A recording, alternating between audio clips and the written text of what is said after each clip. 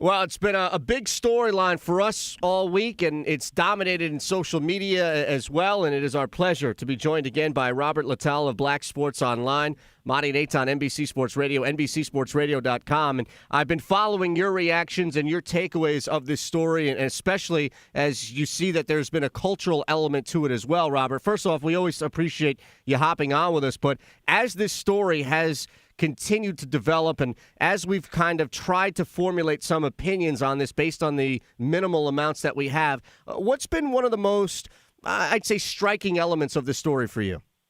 Well, I think it's letting the people outside of the NFL, outside of the locker room, get an idea of what's going on, inside of a locker room or with the team, and how the players react to each other and how they treat each other. And it's not like the real world, it's not what's politically correct out here. And I think a lot of people are having a hard time grasping how players from the Dolphins and other players around the NFL could, be behind Richie Incognito when they see the voicemails and the text messages, just not realizing what type of culture that there is in the NFL and in a lot of sports. And how Jonathan Martin is seen as the guy that, kind of broke the code. Now, I don't know if I agree with that. I don't think that the locker room is really represented by this guy Incognito, because you look at, he's been kicked off of Nebraska, he's kicked out of Oregon, kicked off the Rams, kicked off the Buffalo Bills, all because of issues. This is a guy that's bouncing around the league because of his different because he doesn't play well with others. He's a locker room cancer. A lot of teams even came out and said they wouldn't draft him. I mean, because of his personality issues. So I don't think he's the norm. I think he's outside the norm. Well, I think that's what a lot of people are wondering then, why the Dolphins players are backing him. Some of the Dolphin players, at least publicly, so strong. You have a guy that has a reputation.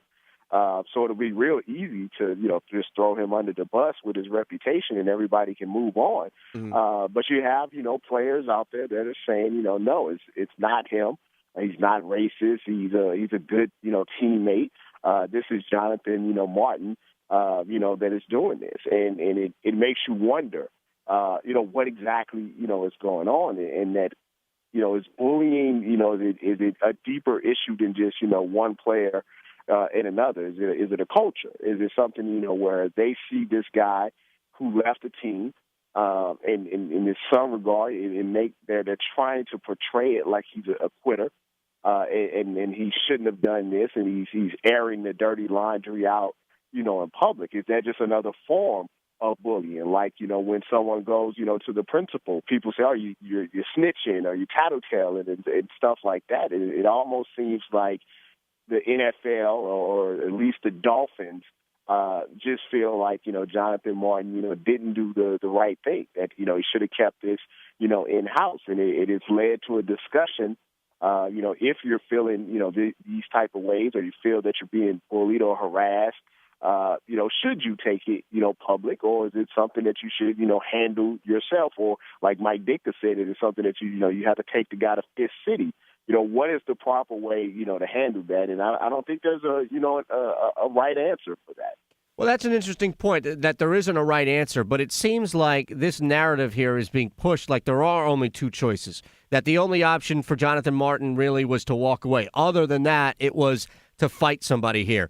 And I think that from a broader aspect of it, that Jonathan Martin is being misrepresented. And again, going to the cultural issue, that there is a cultural divide, not only in the locker room between Richie Incognito and others, but also Jonathan Martin and others.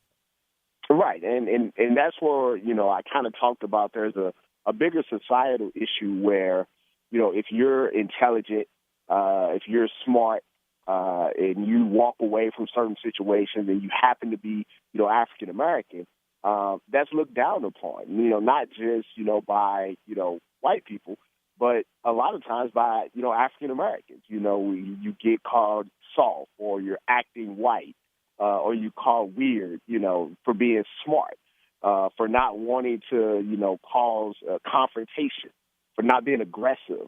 Not having these stereotypes that are associated with African American males and African American males in sports in general.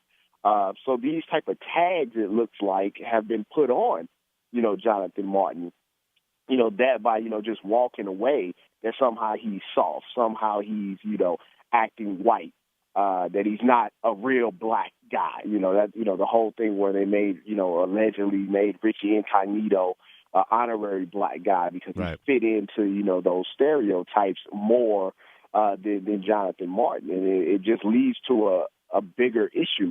And to me, when I say that's not a right or wrong answer, is as individuals, we handle conflict differently. Some people, handle conflict, with their fists. Other people handle it by, taking their ball and go home. Other people handle it, by having a conversation or trying to sit down with someone and explain to them why they're feeling, a certain way. And we can't get into Jonathan Martin's head, so we don't know exactly how he was feeling and how he was handling it. His representatives have spoken, but he personally hasn't spoken. So we're all just like trying to guess and kind of maybe unfortunately projecting what we would do, on him when, no one knows exactly how he was feeling. Now, I'm look on your site, Black Sports Online, and I see Desmond Howard, a fellow Wolverine, questioning the level of coonery that goes on in the locker room just for the same simple point of what you were just talking about, the honorary black man. And what do you think of his comments? Well, I don't think you should, in trying to explain yourself, use another type of comment like coonery to do it. I think he could have expressed himself a little bit better. But I think his overall point is that some of the Dolphins players, in his mind, are perpetuating a stereotype about black men that, is not good overall, that, we have to act a certain way. And that, Richie Incognito, even though he's white, he acted that, sort of way. And unfortunately, the way Richie Incognito acts is not a good representation in my mind, at least how you would want any man, to act. But so to say that, he's an honorary black guy, and like you just was talking about before, he's had this, all these troubles and situations where he's been kicked out of schools and out of teams and stuff. That's not the type of guy personally that I would want to say, is representing, the black race. So I think it's a backwards way, of thinking. Instead of seeing people as individuals and not through a racial lens, we're pushing these stereotypes on, people. And for whatever reason in the Dolphins, locker room, it seems to be running, rampant. And it's not really a good, representation of what we would want out of, society as a whole.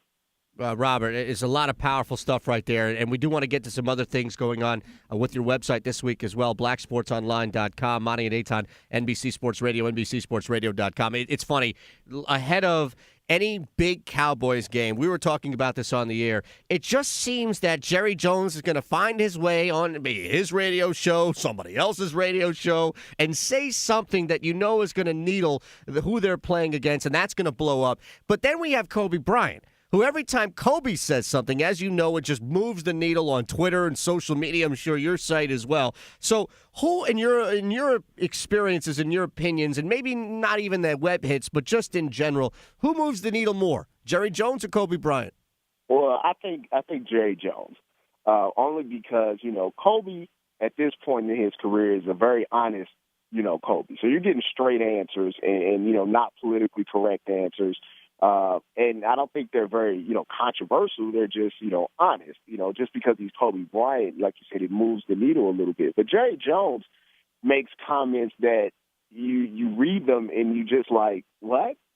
He, for someone that has made $1 billion and is very bright, obviously, and knows how to make money, he makes some of the strangest comments, about his team almost each week that, becomes a discussion. It's frustrating the Cowboy fans, the people that don't like the Cowboys. It's very entertaining and humorous.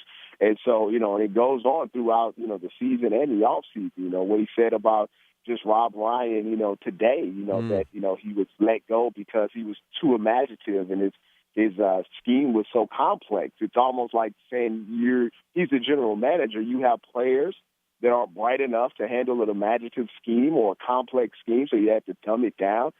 For them, he says things, and you just kind of it always leads to a bigger discussion. And the Cowboys, are still America's team, but being America's team is not necessarily because they're the most liked.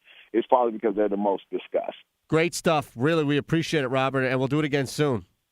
Thank you so much. I appreciate you having me on. Thanks a lot, Robert. Our thanks to Robert Littal from Black Sports Online, blacksportsonline.com. It is Amadi and Eitan, NBC Sports Radio, NBCSportsRadio.com. We'll check in with Robert each and every week or so and try to get some trends going on in social media between Robert and Larry Brown. We've got that thing covered. 855-323-4NBC is the phone number, 855-323-4622. On Twitter, @AEShow. NBC. And, of course, you can hit us up on the O'Reilly Ask the Pros email inbox, askthepros@NBCSportsRadio.com. Bryce Petty next.